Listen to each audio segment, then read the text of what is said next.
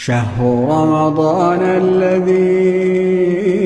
أنزل فيه القرآن هدى للناس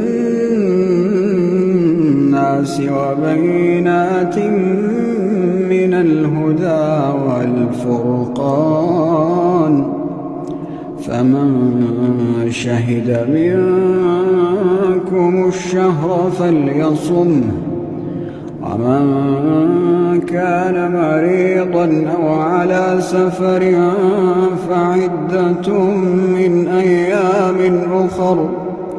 يريد الله بكم اليسر ولا يريد بكم العسر